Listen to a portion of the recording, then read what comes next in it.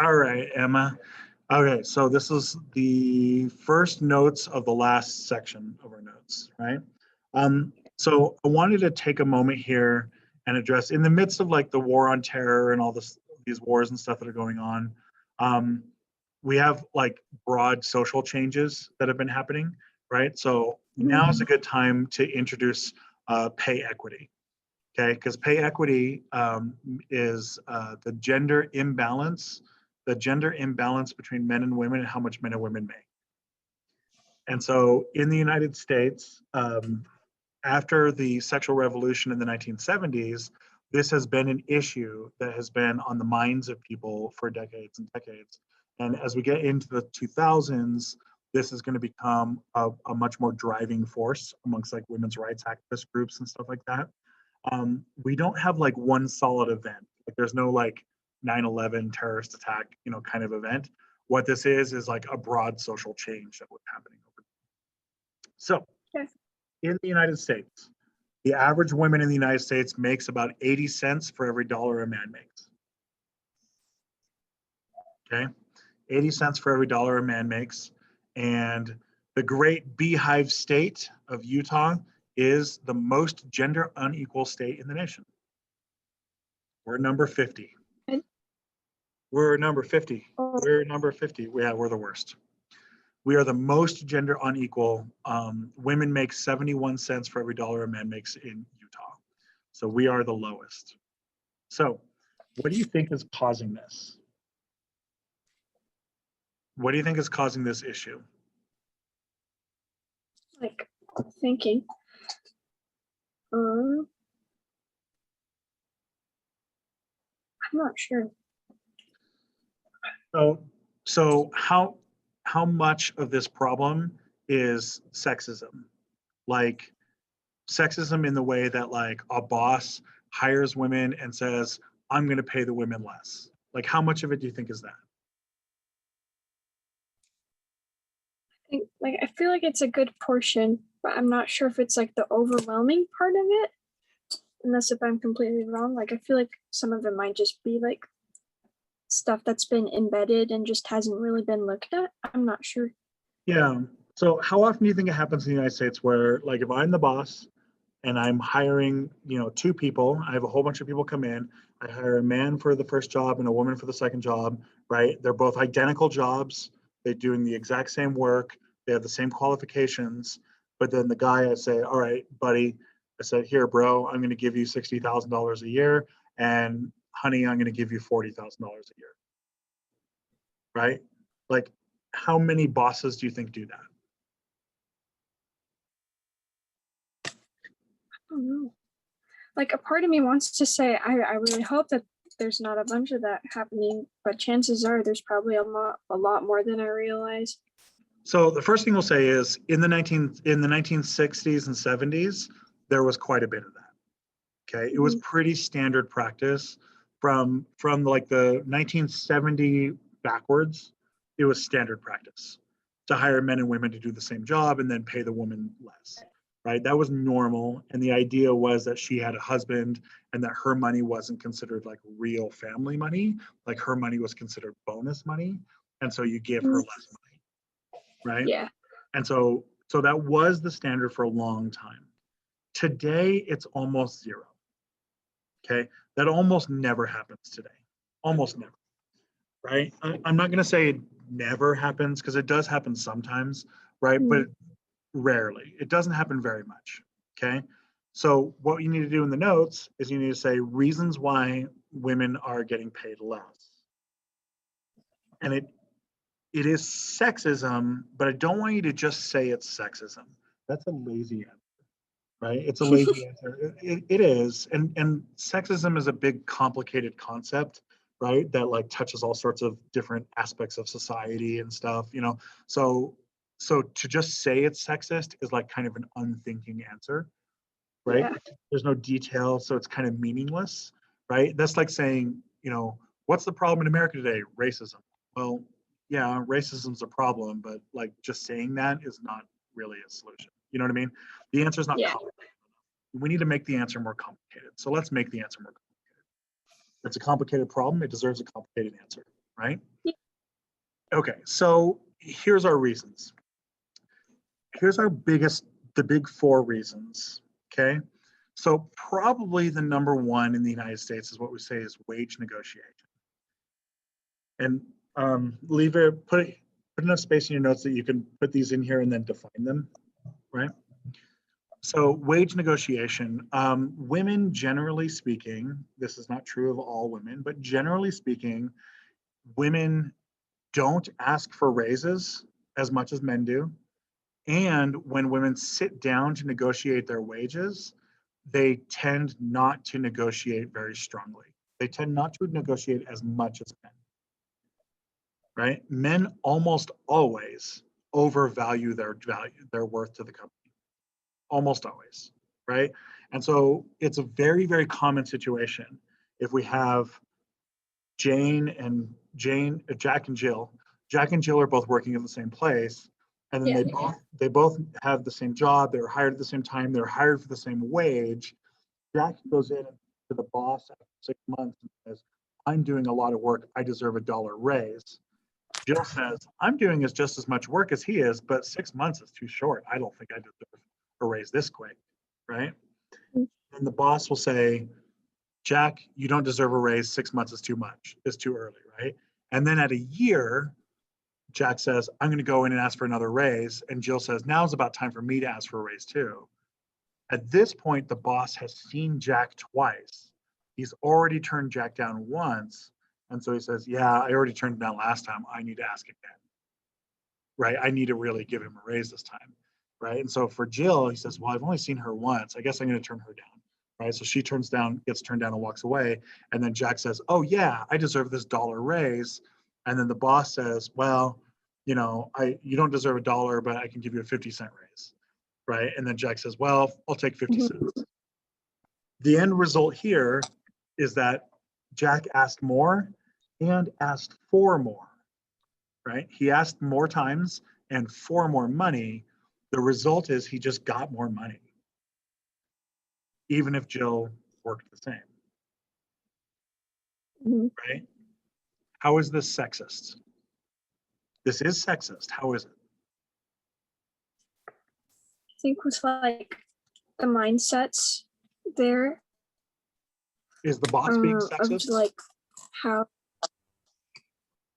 I don't think maybe not. I don't think so Well, because like I don't know, maybe so it's possible, right? It's possible the boss is being a little sexist. That is possible, right? But the real sexism here is in the minds of Jack and Jill, yeah. right?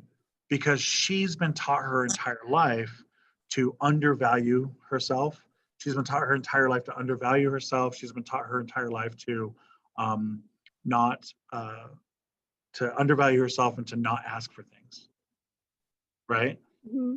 And that's happened ever since she was a little girl. And so that's where the sexism is it has actually adjusted her mind in that regard. The boss maybe has some sexism too. Maybe he has some subconscious sexism where he thinks that Jack is doing more work because he's a boy, right? Because he's a man. Yeah. Like it's possible. The way I laid it out for you, we don't have information about that, right? And I purposely laid it out in a way that leaves it vague, right? All right. So number two, time off. Time off, especially time off for children. Okay. Women Mhm. ask for much, much more time off than men do because of children. Now, obviously, women are taking time off for childbirth that men are not taking, obviously, right? But women are also taking time off to care for that new baby, to care for the new baby, to care for the kid when they're a toddler, to take them to school, to pick them up from school, to stay home with them when they're sick, to miss work to go see the soccer game. Women are much more likely to do all of that stuff than men. Okay, much, much more likely. This is by far, this one actually should be number one. This is the number one. I don't know why my slide has it messed up, but this is by far the biggest one. Okay. And that what we find is that single women and men are equal in pay. almost exactly equal. It's like 99 cents per the dollar, almost exactly. Married women drop the number double, right? And that's because married women are taking a lot of time off for children, right? Now, even if you're not a sexist, so let's assume for a moment that I'm a boss, I'm the leader, I'm the boss of a law firm, and I'm not a sexist man, and I really try to not be sexist. I actively try to fight sexism, right? So I've hired Jack and I've hired Jill. They're new up and coming lawyers. They're both excellent, right? I have paid them both equally, right? In fact, I let them see each other's wages so they know they're being paid equally, right? I give them both the option to take time off for their kids. I give them vacation, right? Like I'm trying not to be sexist, right? Mhm. Who's going to choose to take that time off, Jack or Jill? Probably Jill. Probably Jill. It's almost always Jill, right? I offered it to both. She took the offer. Okay. So she takes time off to give birth. Maybe she takes a year off to give birth and to be with the new baby for a year. That's very normal. Lots of women do that. Very, very normal, right? In that year time, what was Jack doing? Working He's and working. probably progressing. Yeah. He's working and he's not just working. What is he doing? He's progressing in the work career force. Is he And doing then more or less work because Jill's home with the kid? he's doing more work because she's at home.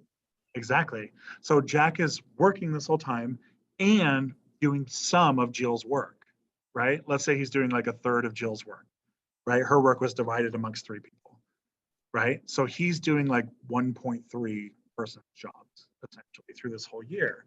After a year, Jack's going to come up to me and he's going to say, "Hey, I've been doing all this extra work for this last year. I deserve a raise." Right? And then Jill comes back to work. We give her her work back, but who's going to get the raise? Jack. Of course it is, right? Now, in this case, was the boss sexist? Don't- He's not sexist. He's rewarding the person who did more work, right? This is what we call institutional sexism. It's kind of like institutional racism, right? And I want you to put the definition on your notes here, institutional sexism. This is where the system is designed to produce sexist results, even when the people in the system are actively trying not to be sexist. The same thing works with race. Institutional racism is the same thing, right? The system produces racist results, even if the people in the system are not racist, right? And try to actively destroy racism. Right? On a certain level, we can't justify giving Jill and Jack the same raise that year, right? She wasn't there. She wasn't there. And Jack is correct. He did more work. Like he was there and he did more work, right? He's correct, right? On a certain level, he's correct. Mhm. Okay. Here's number three. Reason number three is lifestyle choices. Women usually choose the kinds of jobs that give them more time off. If you know that you're going to be a mother or you are a mother and you know that you want to spend more time with your kids, you are more likely to take a job that will give you more time at home, right? And so this happens a lot. This happens quite often where you have a situation where Jack and Jill are at the law firm again, right? Jack and Jill are at the law firm. They're both working, right? They both have kids at home. Jack's wife is taking care of the kids at home, and Jill's husband's taking care of the kids at home too, right? And they're both working. And then I get a new client, and I go to my top two new lawyers, and I say, Jack, Jill, I have this new client. It's a really high value client. I need one of you to take this job and work for this client, but it means you're going to have to put in an extra 20 hours a week, right? You're going to have to put in an extra 20 hours a week for the next year, right? Jack is more likely to say, I want it, right? Because he's more comfortable leaving the kids at home. Jill, even though Jill has her husband at home and her husband is taking care of the kids and stuff, right? He's doing a good job taking care of the kids. Jill still has been conditioned to feel guilty about that. And so Jill will say, "Oh, I really appreciate that you considered me, but I'm going to let Jack take this job because I really want to have my weekends free. I really, my kids are only young ones. I want to be home with the kids." Women are much, much more likely to make that choice. Much more likely to make the choice. I'm not telling you that women have to make the choice or that women are bad for making the choice or whatever. Like, I'm not saying that. I'm just saying that when we look at millions of people, women are the ones more likely to make that choice. Even when they have a partner at home who's taking care of the kids, women are still more likely to.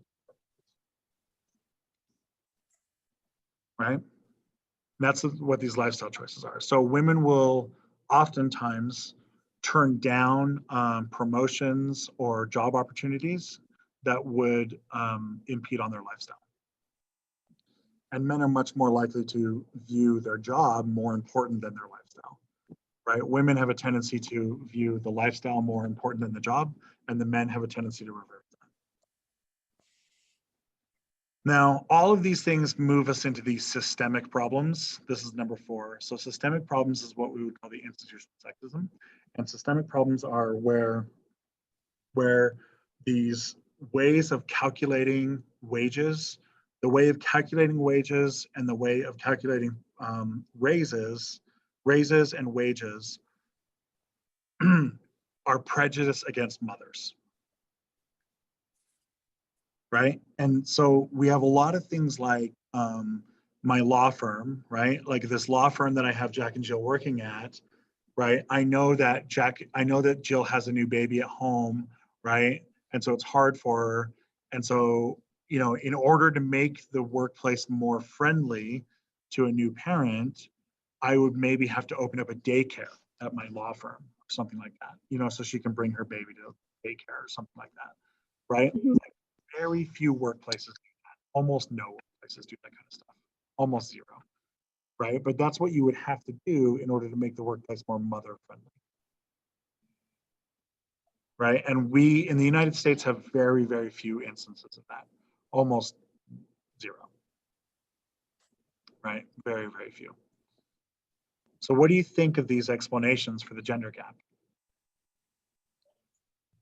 It's like kind of interesting because like once again it's not like the in your face of like, oh, women suck, women do all these things, and like what we've been used to, like what you mentioned, like the 70s and like before the 70s. And it's interesting to like see like even like the smaller impacts that have been implemented into like the system type thing. Yeah, Or- it's kind of weird to think about a lot of, well, so the answer is sexism, right? But the Mhm. answer, sexism is a lazy answer because it's just, Yeah. the real answer is like these 4 ways that sexism kind of manifests, right? It manifests in changing the way women think about themselves. It manifests the way that the system is created to favor men, or at least people who are leading a man-like lifestyle, right? The system is built to reward those kinds of behaviors, right? What do you think we can do to solve this problem?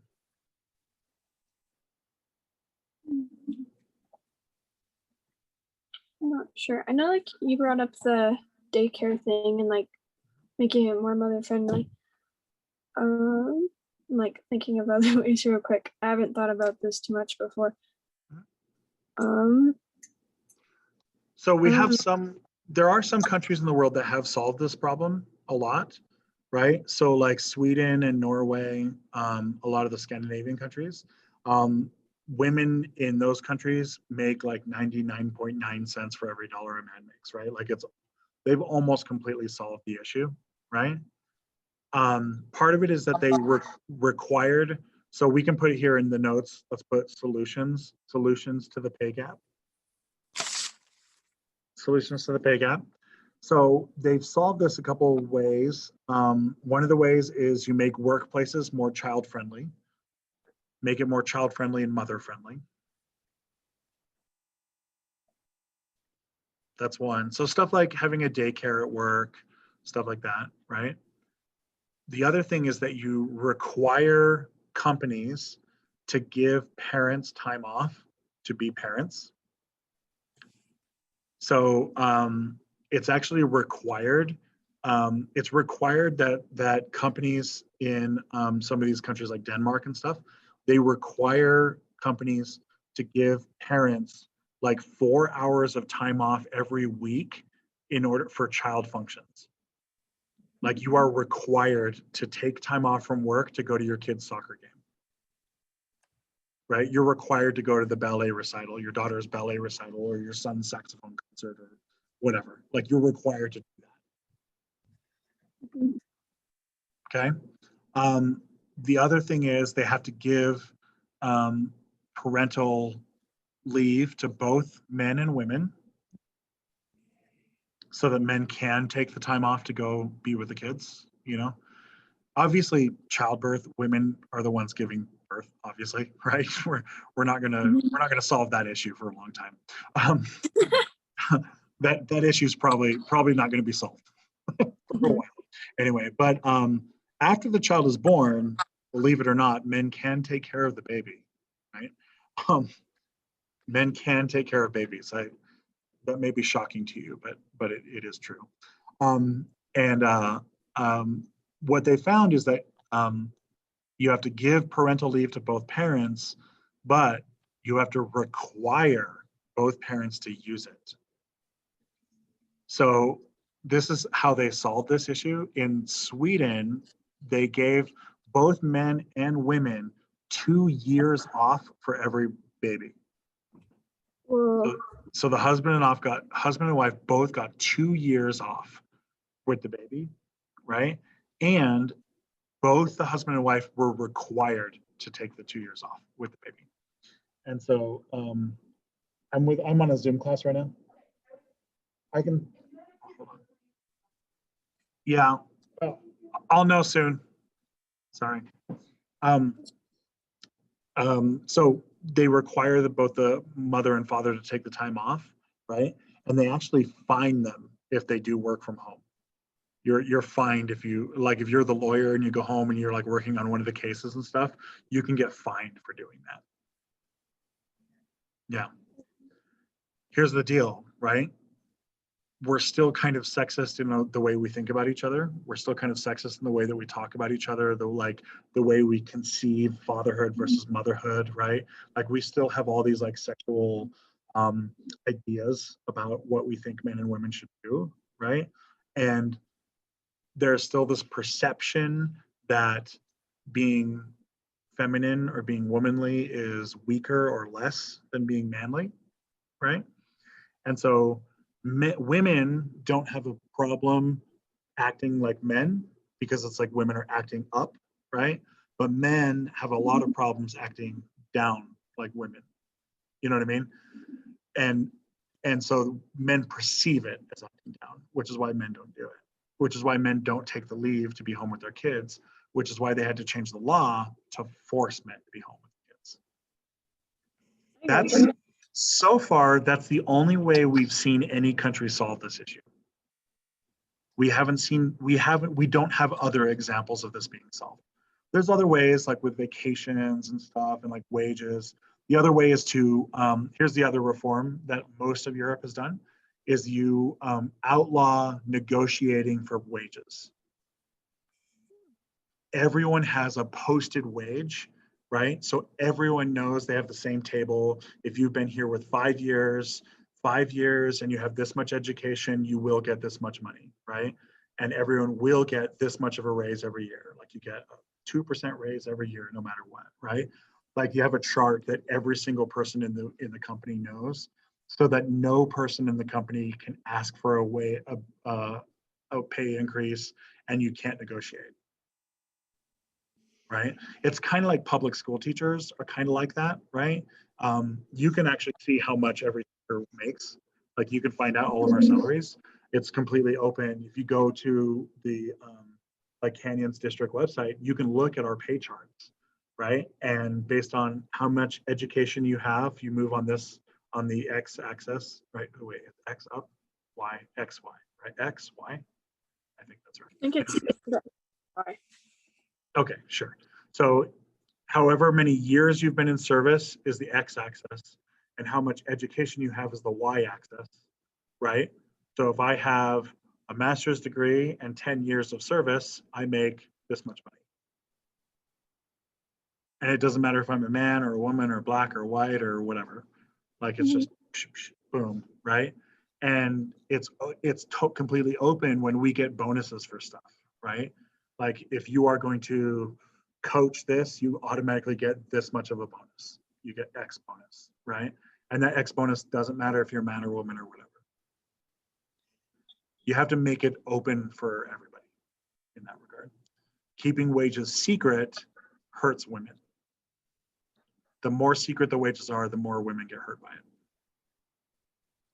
So, all right, we're going to leave that there with this topic for now. We're going to leave this here.